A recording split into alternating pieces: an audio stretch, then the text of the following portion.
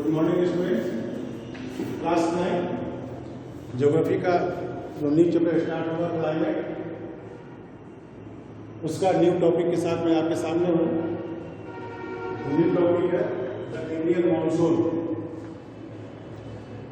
हमारे इंडिया में जो मानसून है, हमारा जो क्लाइमेट मानसूनी क्लाइमेट है, उसके बारे में स्टडी करना है।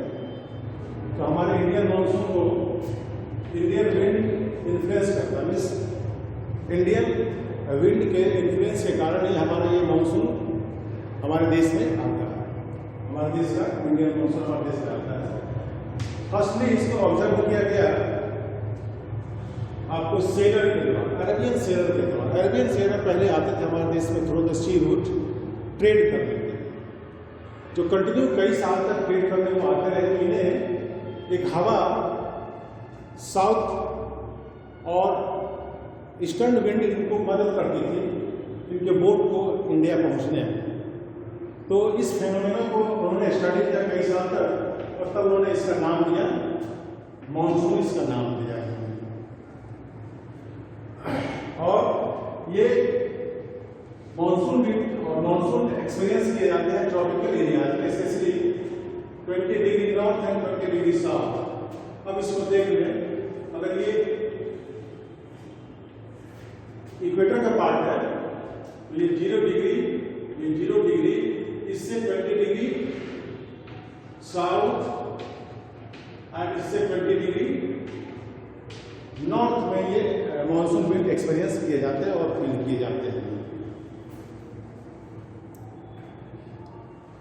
किए जाते हैं। इसका जो मैकेनिज्म है, मानसून का जो मैकेनिज्म है, वो आप देखें कैसे। इसमें इनके 3-4 फैक्टर हैं जिसके कारण मानसून विंड क्रिएट होता है, मानसून इंडिया में डेवलप होता आता है। पहला है differentiation, heating and the cooling of the land and the water. Differentiate heating and the cooling of the land and the water. Normally sunlight जब पड़ता है तो वन साइड ओशनिक पार्ट में पड़ता है और सेकेंड साइड लैंड में ही पड़ता है। और जैसा कि आप जानते हैं हमारे देश का ये जो पार्ट है मैक्सिमम कोस्टल एरिया देखिए, इधर वाटर बॉडीज है और इधर लैंड पार्ट है। तो सनलाइट यहाँ पे पड़ता है और सनलाइट इधर पड़ता है। तो यहाँ पे हीटिंग का जो प्रोसेस है वो डिफरेंट होता है, अलग अलग होता है, जिसके कारण लैंड पे लो प्रेशर एरिया क्रिएट होता है और सी पे हाई प्रेशर क्रिएट होता है। और आप जानते हैं कि विंड का मूवमेंट हाई प्रेशर से लो प्रेशर की ओर होता है, जिसके कारण ये मानसून विंड हमारे लैंड पार्ट में साउथ वेस्ट से ईस्ट की ओर मूव करता है। दूसरा जो आपका है shift of the position of the intertropical convergence zone. ये इक्वेटोरियल ड्रॉ है। इक्वेटोरियल ड्रॉ का मतलब 5 डिग्री नॉर्थ में एक हवा होता है, गर्म हवा इक्वेटर के पास में, जिसे इक्वेटोरियल ड्रॉ कहते हैं। इसके कारण भी मानसून का एट्रैक्शन और मानसून का आना हमारे लैंड पार्ट में होता है। तीसरा जो आपका पॉइंट है मानसून के मैकेनिज्म का, वह हाई प्रेशर क्रिएट होना। इस टाइप का मेडागास्कर, अब देखिए वंस अगेन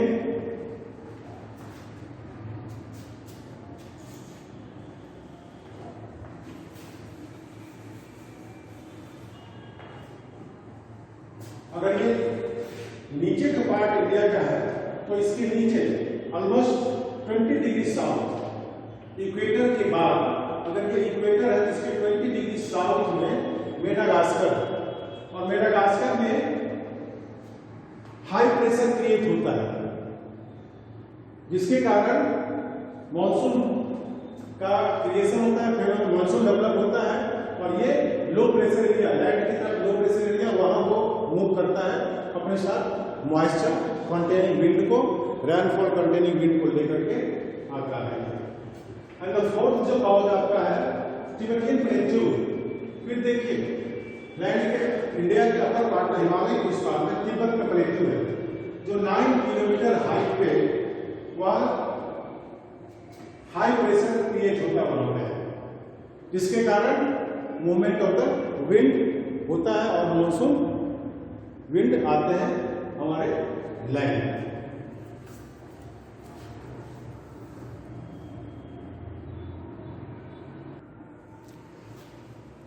इसके अलावा भी और जो फैक्टर्स है मॉनसून के आने का, चेंज होने का, change in the pressure condition over, pressure condition जो चेंज होने के over the southern ocean and affect the monsoon. Southern ocean जो है उसमें प्रेशर में चेंज होने के कारण भी मॉनसून को ये अफेक्ट होता है और मॉनसून का को अट्रैक्ट करता है। अब इसको थोड़ा सा देख लें ऐसे, when the high pressure created tropic eastern southern Pacific Ocean, जब tropical eastern southern Pacific Ocean में हाई प्रेशर जोन क्रिएट होता है तो लो प्रेशर जोन क्रिएट होता है इंडियन ओशियन में। और आप जानते हैं हाई प्रेशर और लो प्रेशर का जो क्रिएशन होता है वह एक विंड को अट्रैक्ट करता है, और विंड का अट्रैक्शन होना means monsoon climate water containing wind जो मानसून कहलाते हैं वो उसका मूवमेंट होता है उसके साथ ही। कभी कभी होता है ये रिवर्सल भी हो जाता है, कभी आप देख लीजिएगा लो प्रेशर विंड क्रिएट हो जाएगा ईस्टर्न साउथर्न पैसिफिक ओशियन में और हाई प्रेशर क्रिएट हो जाएगा इंडियन ओशियन में। तो ये रिवर्सल जब होता है तो इसे हम किस नाम से जानते हैं, साउदर्न ओसिलेशन या एसओ या फिर साउदर्न ओसिलेशन के नाम से इसे जानते हैं।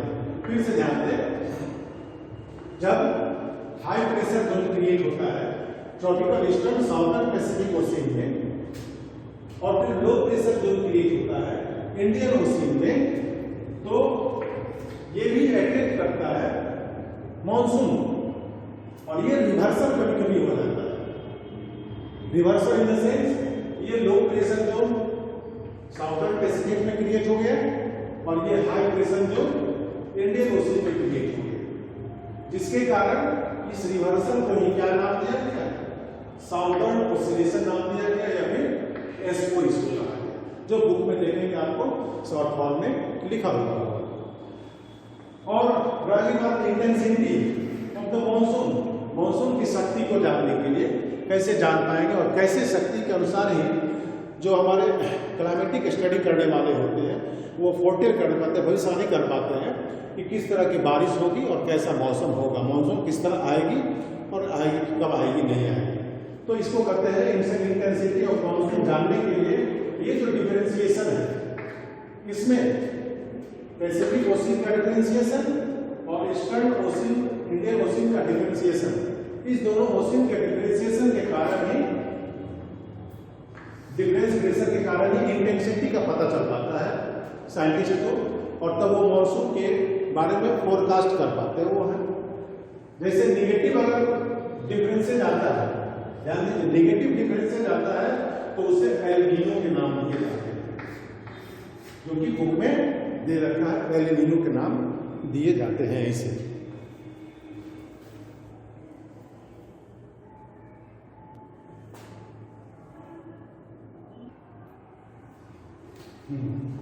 नेक्स्ट टॉपिक आपका है onset of the monsoon. Onset of the monsoon means monsoon का आना, और आप इसे दूसरा नाम से जान सकते हैं अराइवल ऑफ द मॉनसून भी कर सकते हैं।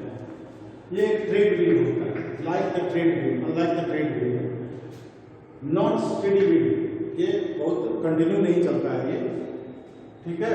और ये ऑलमोस्ट फील किया गया 100 to 120 डेज तक ये मूवमेंट होता है विंड का, मॉनसून विंड का मूवमेंट खास करके इंडिया में 100 to 120 डेज तक होते हैं। इंडिया में अर्ली जून सितंबर, अर्ली जून में एंट्री करते हैं और सितंबर के मिडिल से ये रिटर्न होना शुरू हो जाता है इसका। फिर से देखिए, अर्ली जून में ये एंट्री करते हैं और सितंबर के मिडिल से वे लौटना शुरू कर देते हैं। इनिशियल फेज में जब मॉनसून एंट्री करता है देश के अंदर तो वो एक नॉर्मल सा रेनफॉल होता है, सोर्स के रूप में होता है, लेकिन कुछ दिनों के बाद कंटिन्यूअस एंड कॉन्स्टेंटली जब रेनफॉल होता है, 7 डेज तक कंटिन्यू होता रहता है, तो उसे ब्रस्ट के नाम से जाना जाता है। आप जिसे कह सकते हैं कंटिन्यू कई दिनों तक हैवी रेनफॉल होता है तो उसे ब्रस्ट के नाम से जाना जाता है। जो मानसून विंड है और मानसून है वो दो साइड से आते हैं।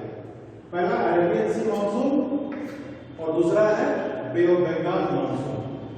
अरेबियन सी मानसून आपको मुंबई में 10 जून को अरब सागर से 10 जून को एंट्री कर जाता है, जो अरब सागर से आता है, साउथ और वेस्ट पार्ट से आता है। दूसरा है बे ऑफ बंगाल का मानसून ब्रांच जो आसाम में एंट्री करता है first week of the June में। वंस अगेन ये लगभग कितने दिनों तक रहते हैं? 100 से लेकर 120 दिनों तक ये किए जाते हैं देश में। अर्ली जून में ये इनका एंट्री होता है, सितंबर में। जून में ये केरला में 1 जून को एंट्री कर जाते हैं और 10 जून को मुंबई में एंट्री करते हैं। इनिशियल फेज में इसमें हैवी रेनफॉल नहीं होता, सोर्स के रूप में होते हैं, हल्के फुल्के होते हैं। लेकिन जब ये कंटिन्यू करते हैं कई दिनों तक लगातार हैवी रेनफॉल तो उसे ब्रस्ट के रूप से जाना जाता है। और ये मानसून 2 तरह के हैं, अरेबियन सी ब्रांच जो मुंबई में एंट्री करता है और दूसरा है बे ऑफ बंगाल ब्रांच जो आसाम में एंट्री करता है और लगभग first week of the June में एंट्री कर जाता है। ओके, तो फिर है आज से इंटर करेंगे। Thank you.